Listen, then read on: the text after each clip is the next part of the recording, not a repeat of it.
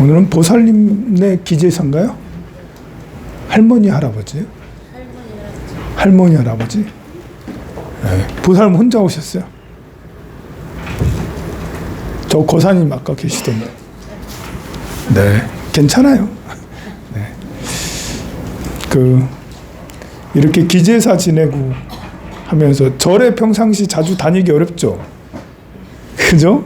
부처님 오신 날이나 다니고 그러는데 기제사 때 이렇게 일정도 맞으셔서 오셨고, 이렇게 우리가 이렇게 절에 자주 다니면 참 좋아요.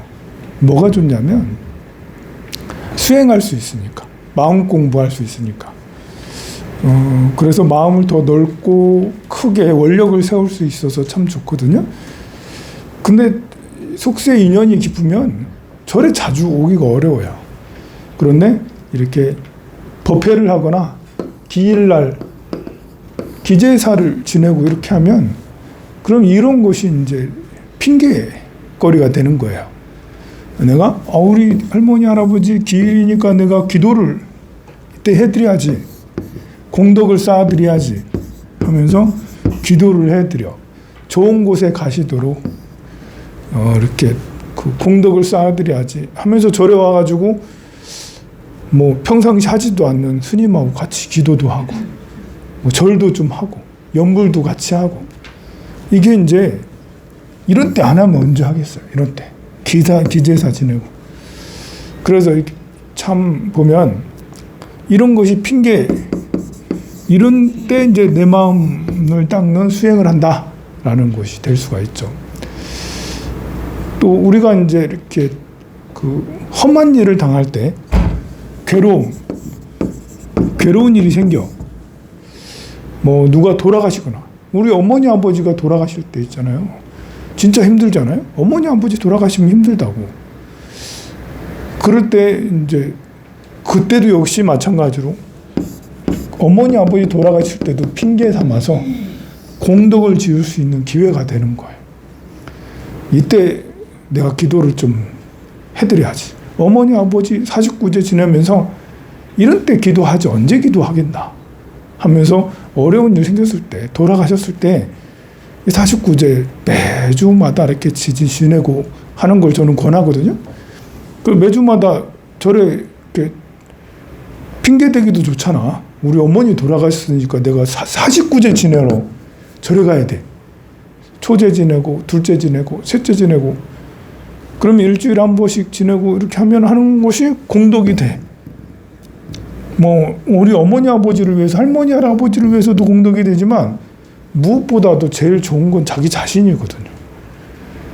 보살님도 오늘 오셔서 잠깐이라도 부처님 전에 기도하니까 마음이 얼마나 편하고 좋아요. 불편할 수도 있겠지만 아직 낯설어가지고 그래도 이렇게 열심히 연불하고 기도하고 이렇게 하면 신심이 깊어질수록 이렇게 법당에서 기도할 수 있다는 게 너무 행복하고 좋거든요. 그래서 그런 기회로 해방되는 건, 좋은 것은 나한테 좋죠. 나한테. 내가 공덕을 쌓을 수 있는, 기도를 할 수 있는 기회가 되니까. 우리 아들이 뭐 고3 수험생이야. 사실 고3 수험생을 맞은 부모들은 축복해요. 우리 아들이 고3이야. 그럼 그 엄마 아빠는 아들을 위해서 기도를 할 수 있는 기회가 되잖아요. 아들 때문에 기도를 해. 고3 아들 때문에. 우리 아들이 취업을 아직 안 했거나 취업을 할 예정이야. 그 핑계로 기도를 하는 거예요. 핑계로. 그 핑계가 되는 거죠. 우리 아들 내가 해줄 건 없고, 아들 취업하는데 엄마랑 무슨 관계가 있어요?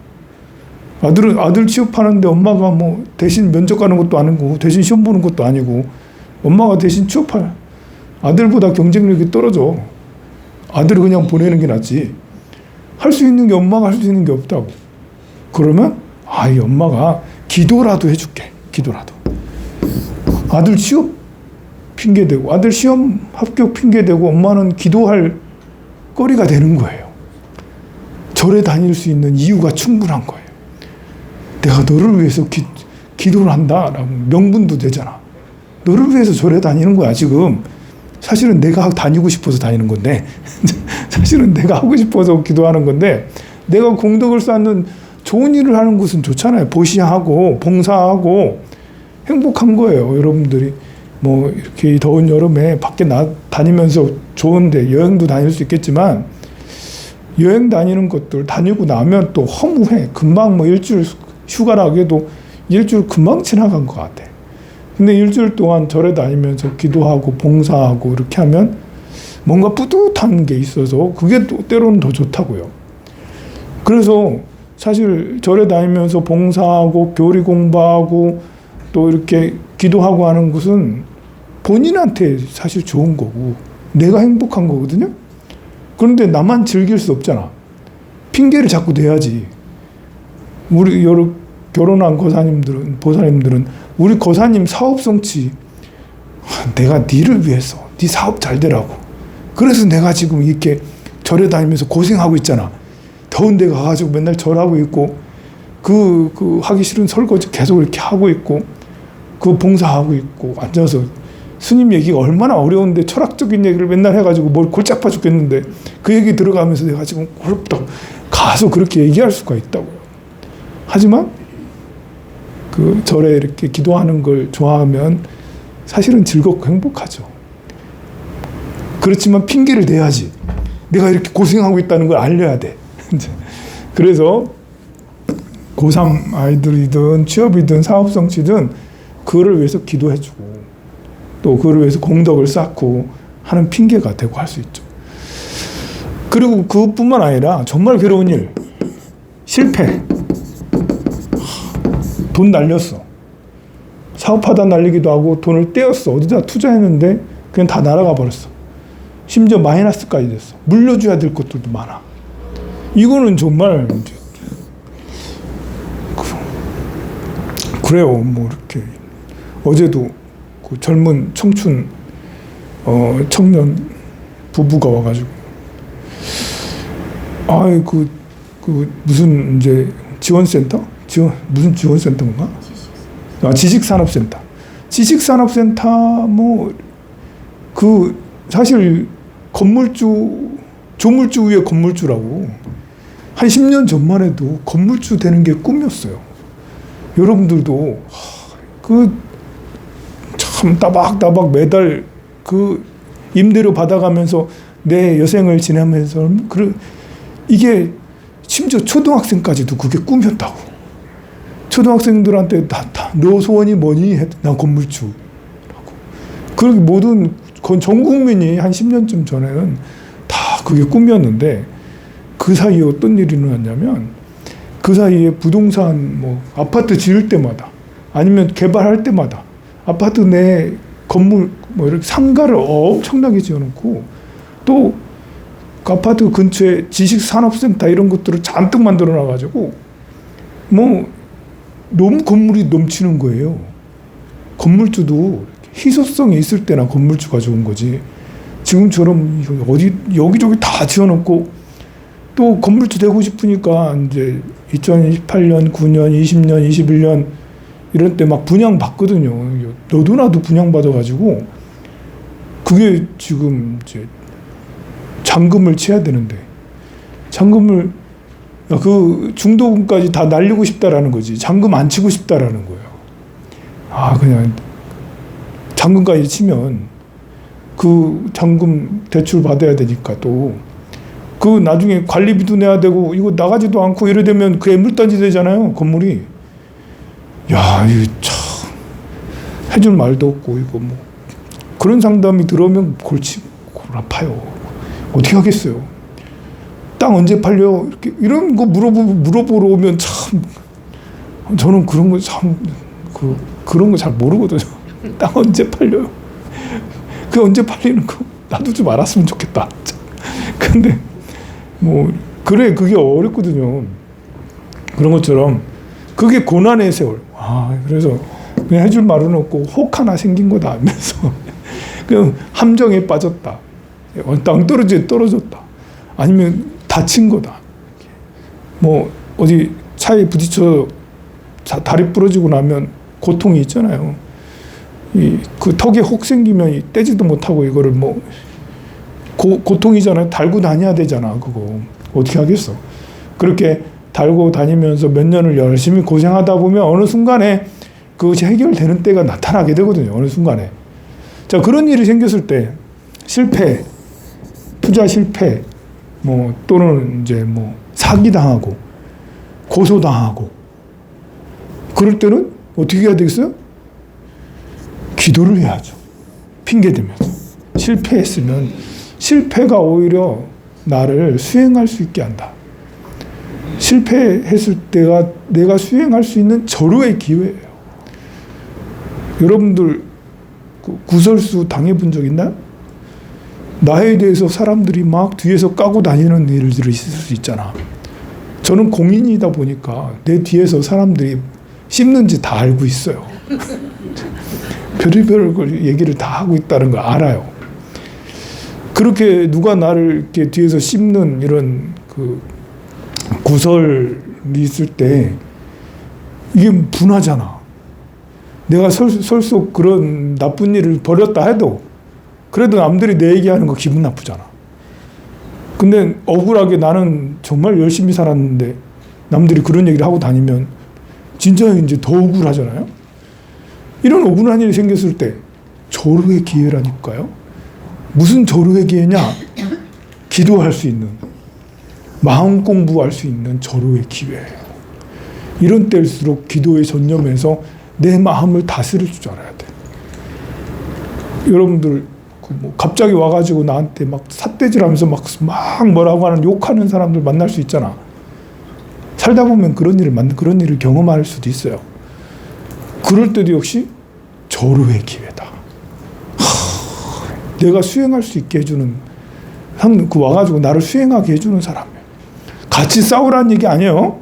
같이 싸우면 그건 수행이 아니죠. 그러면 강아지가 되는 거예요.